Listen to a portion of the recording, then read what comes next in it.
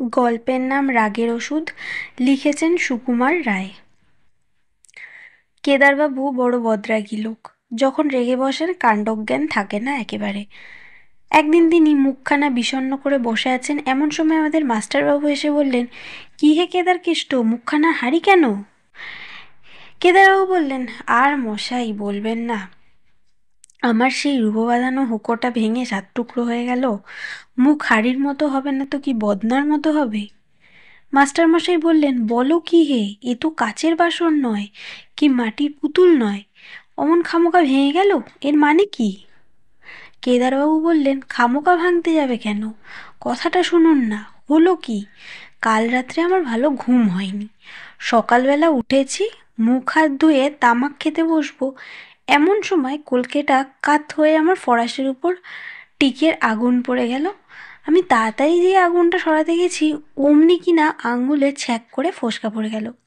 আচ্ছা আপনিই বলুন তো, এতে কার না রাগ হয়? আরে আমার হুঁকো, আমার কলকে, আমার আগুন, আমার ফরাস, আবার আমারই উপরে জুলুম। তাই আমি রাগ করে বেশি কিছু নয়, ওই মুগুরখানা দিয়ে 5-10 ঘা মারতেই কিনা হতবাগা হুঁকোটা ভেঙে খান খান। মাস্টারমশাই বললেন, তা যাই বলো বাপু, এ রাগ বড় চণ্ডাল, রাগের মাথায় এমন কাণ্ড করে বসো, রাগটা একটু কমাও। কমাও তো বললেন, রাগ যে মুখের কথায় বাগ মানবে, এ রাগ আমার তেমন নয়। দেখো, আমি এক উপায় বলি, শুনেছি খুব ধীরে ধীরে 1, 2, 3 করে 10 গুনলে রাগটা নাকি শান্ত হয়ে আসে। কিন্তু তোমার যেমন রাগ, তাতে 10-12তে কুলাবে না। তুমি একেবারে 100 পর্যন্ত গুনে দেখো। তারপর একদিন কেদারবাবু স্কুলের সামনে দিয়ে যাচ্ছেন, তখন ছুটির সময়, ছেলেরা খেলা করছে। হঠাৎ একটা মার্বেল ছুটে এসে কেদারবাবুর ঘাড়ে ঠাই করে লাগলো। আর যায় কোথায়, কেদারবাবু হাতের সমান এক লাফ দিয়ে লাঠি উঁচিয়ে দাঁড়িয়েছেন। ছেলের দল যে যেখানে পারে একেবারে শটান চম্পট।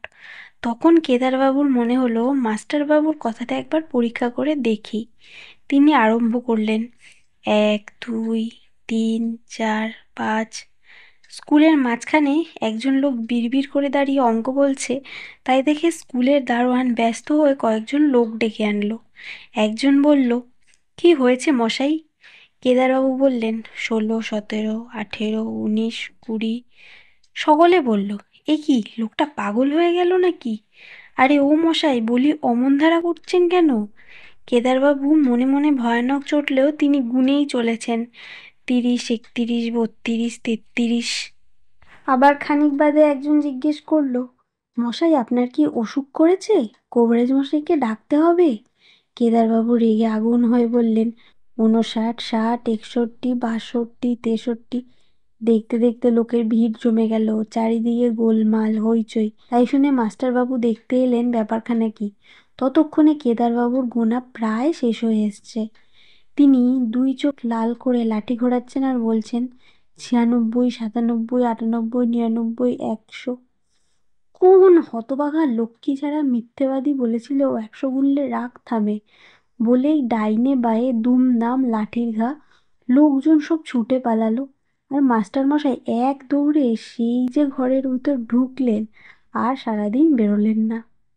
নমস্কার। গল্পটা ভালো লেগে থাকলে লাইক, শেয়ার, কমেন্ট করবেন, আর আমার চ্যানেলটিকে অবশ্যই সাবস্ক্রাইব করে দেবেন।